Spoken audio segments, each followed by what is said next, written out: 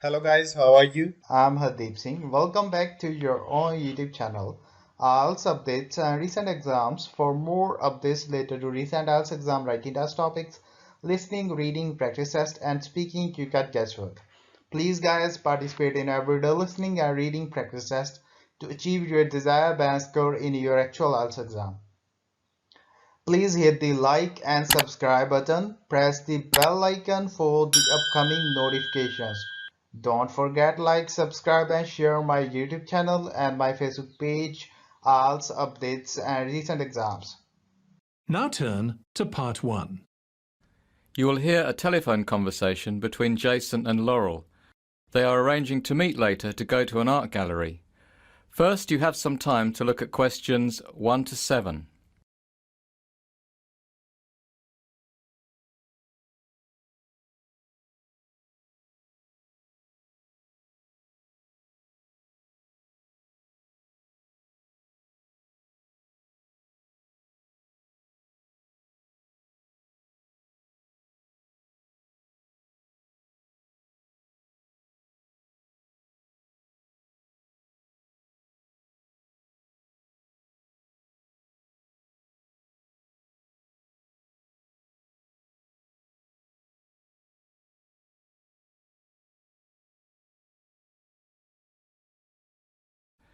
Now we shall begin. You should answer the questions as you listen because you will not hear the recording a second time. Listen carefully and answer questions 1 to 7. Hi Laurel, it's Jason. How are you? Jason, so glad you called. I'm fine.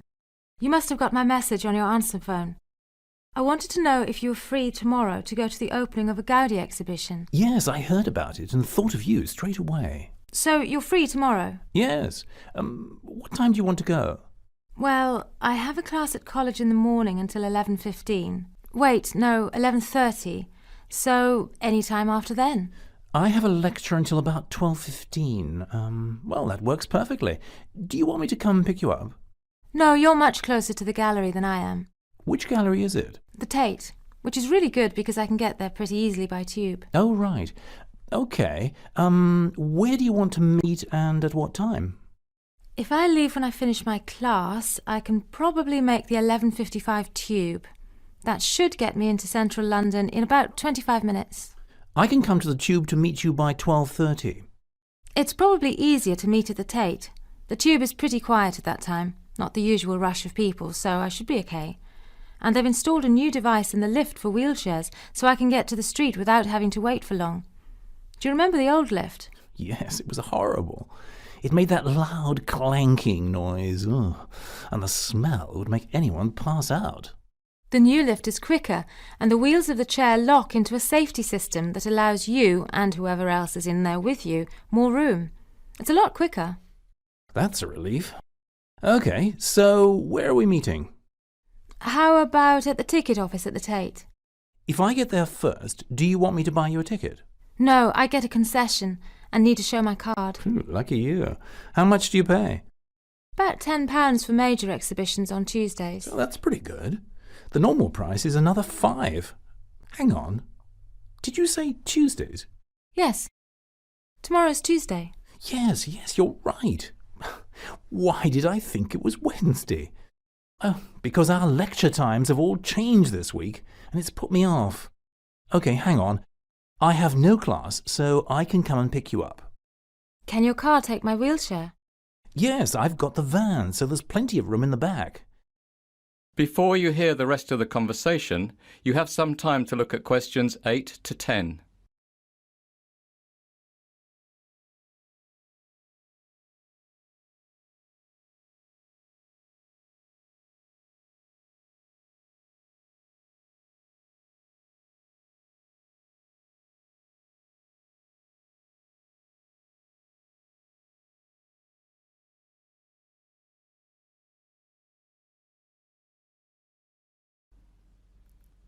Now listen and answer questions 8 to 10. What's your address? It's flat 6, 83 Alexandra Avenue, West Hampstead. Let me write this down. Flat 6. Yes, that's 83 Alexandra Avenue. Alexandra Avenue? Yes, West Hampstead. Got it. OK, I'll be there at 12:30. Will you be home by then? Sure will. Thanks, Jason. See you tomorrow. OK, bye. That is the end of part 1. You now have 1 minute to check your answers to part 1.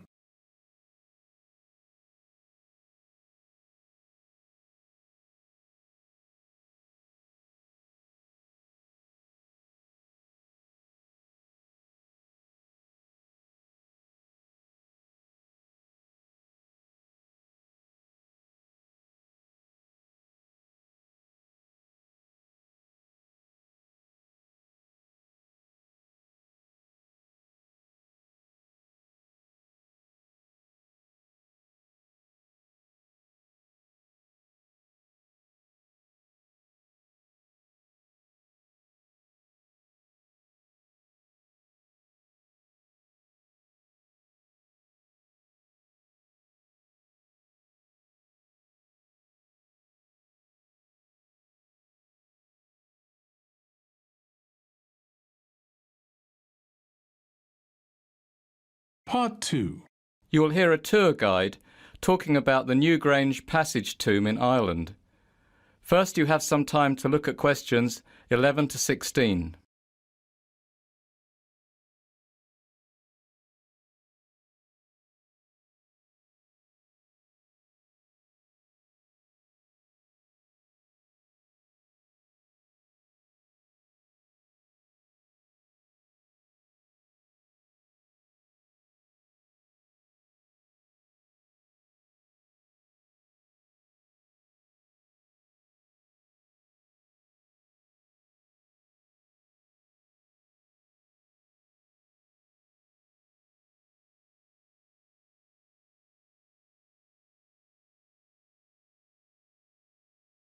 Now listen carefully and answer questions 11 to 16. Good morning and welcome to the Bruna Boyne Visitor Centre. Newgrange is one of the finest examples, not only in Ireland but in Western Europe, of the type of structure known as a passage tomb. It was probably built about 3000 BC. That makes it around 500 years older than the pyramids in Giza in Egypt and 1,000 years older than Stonehenge in England. Before we start our tour, let me tell you a little bit about what you'll be seeing. Newgrange consists of a long, narrow passage and chamber which, if we imagine looking down on it from above, would have the shape of a cross. In the 2 rooms of the chamber forming the arms of the cross, you will see large stone basins, which are a feature of many Paleolithic Irish tombs, though researchers can only guess about what their purpose would have been. Outside of the tomb, in front of the entrance to the passage, sits the large carved entrance stone, which I'm sure you've all seen pictures of in magazines or textbooks. After all, this stone is about the most famous example in the entire repertory of Paleolithic rock art. The spirals and zigzag lines covering it are strikingly beautiful. Some of the large curbstones lining the inside of the passage are also decorated, although they're not as famous. An 11-metre-high circular mound made of stone covers the tomb, making it appear even larger and more imposing than it is, especially from a distance. The final thing I want to mention before we set off is the light box, which is an opening that you will see in the roof of the passage above the entrance, which allows the light of the sun to enter and illuminate the tomb at sunrise on the day of the winter solstice. Before you hear the rest of the talk, you have some time to look at questions 17 to 20.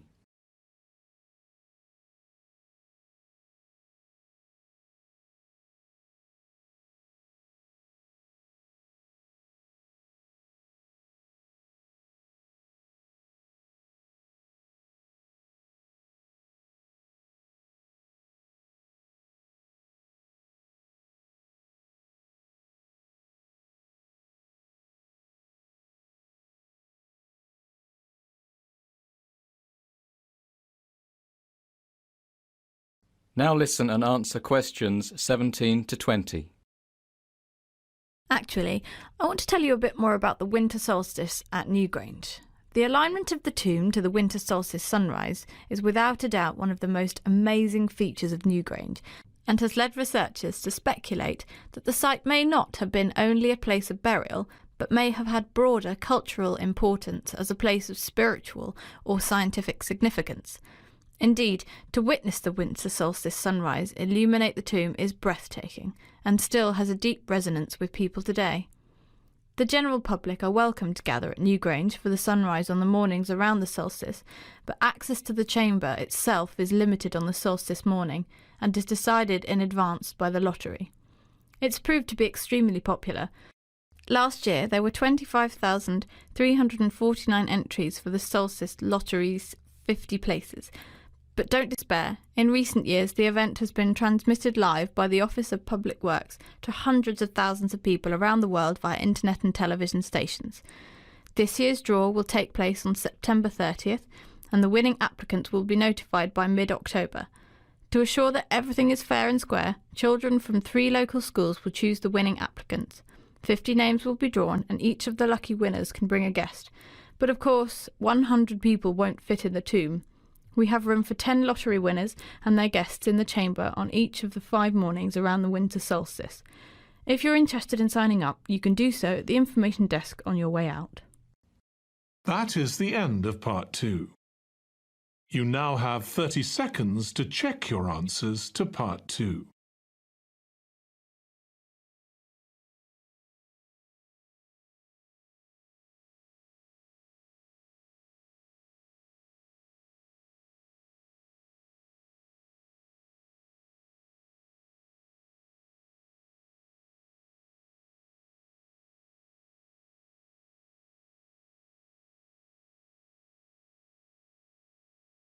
Part 3. You will hear a dialogue between a doctor and a patient.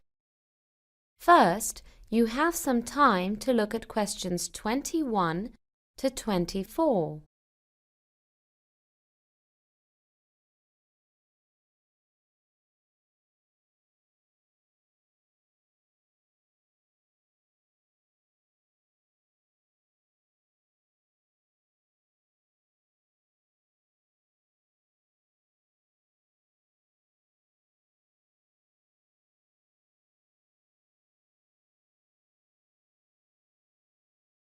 Now, listen carefully and answer questions 21 to 24.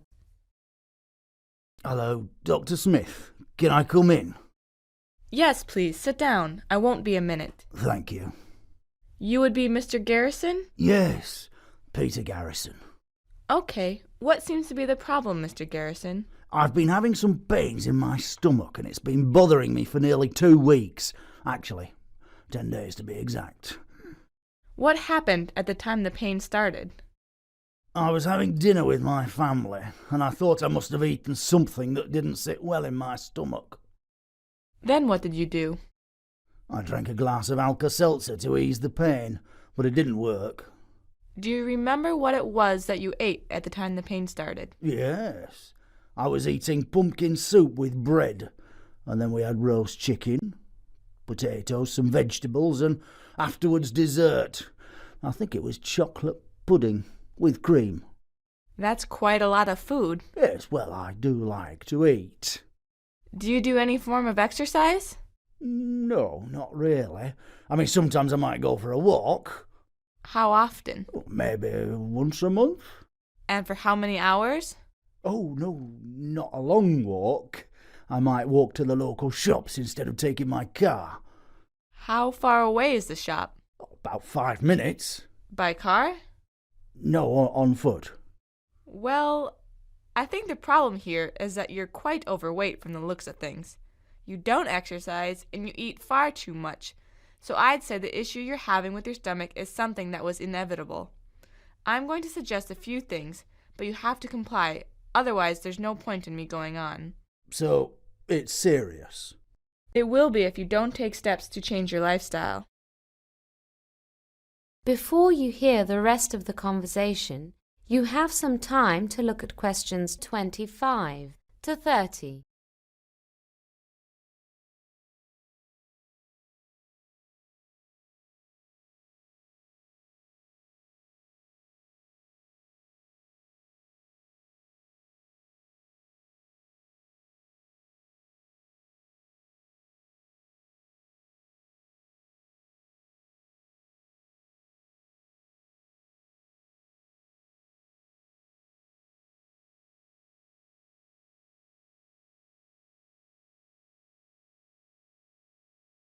Now listen and answer questions 25 to 30.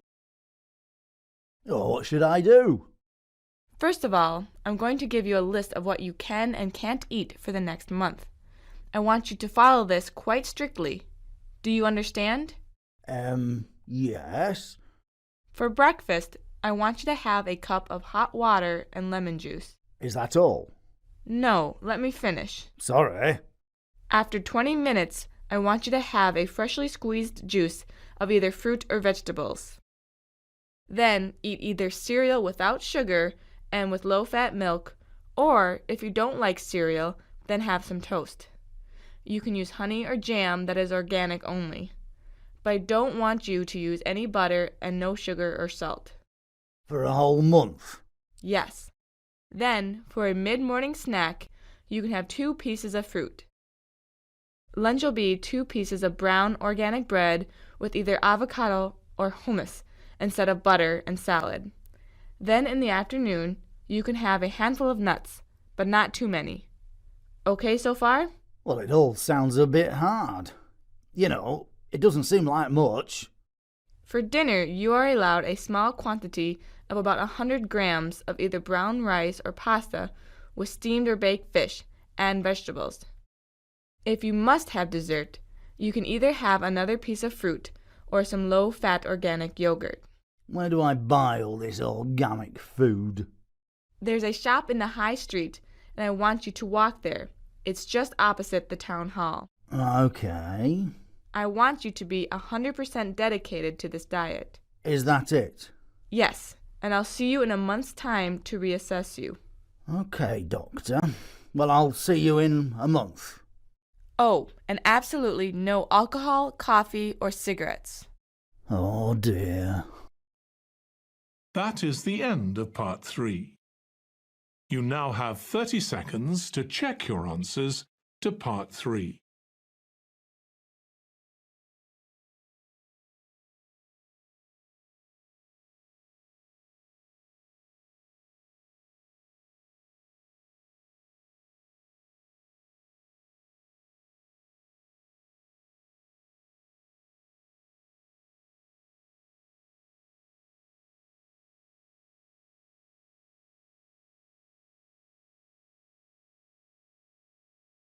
Part 4. You will hear part of a lecture on photography. First, you have some time to look at questions 31 to 40.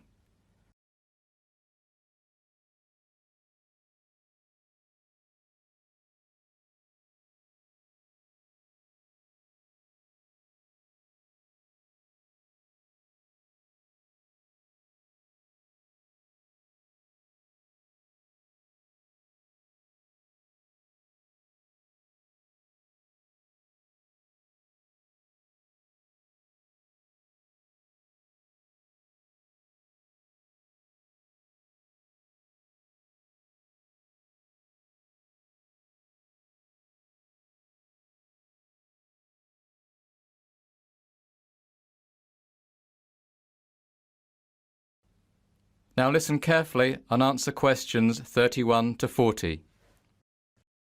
Last week, we focused on the creative side of photography, composition, etc. But this week, it's time to get a bit more technical. Today, our focus is going to be on exposure. The term exposure simply refers to the amount of light your film is exposed to, or, put another way, the amount of light you allow to strike your film.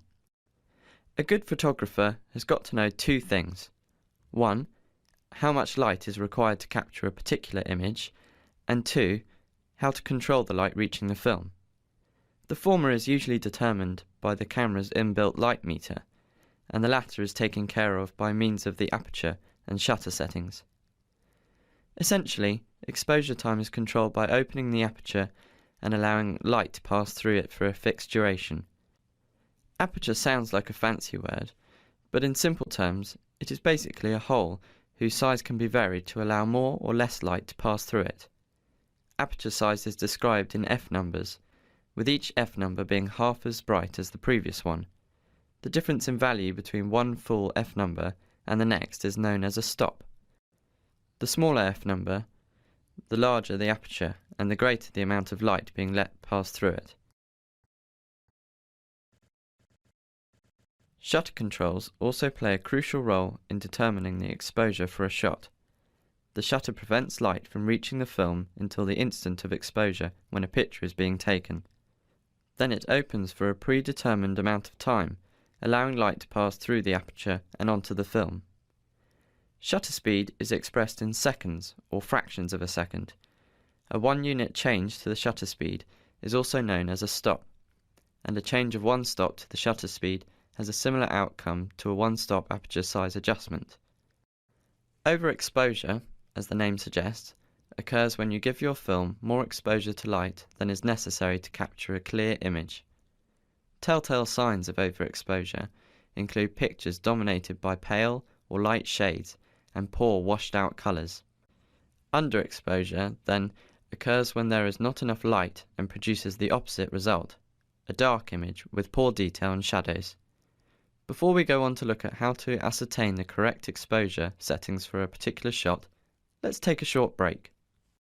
That is the end of part 4. You would now have 10 minutes to transfer your answers to the answer sheet. So guys, don't forget like, subscribe and share my YouTube channel and my Facebook page. IELTS updates and recent exams. For more updates related to recent IELTS exam writing test topics, listening, reading, practice test and speaking, you got guesswork. Please guys, participate in everyday new IELTS listening and reading practice tests to achieve your desired band score in your actual IELTS exam. For more IELTS material, visit my official website www.ieltsupdatesandrecentexams.com. The link is given below in the description. If you need PDF files of latest IELTS material, then please join my Telegram channel. So guys, please write your score below the comment section. Again, thanks for listening. God bless you all guys. Stay tuned, stay safe.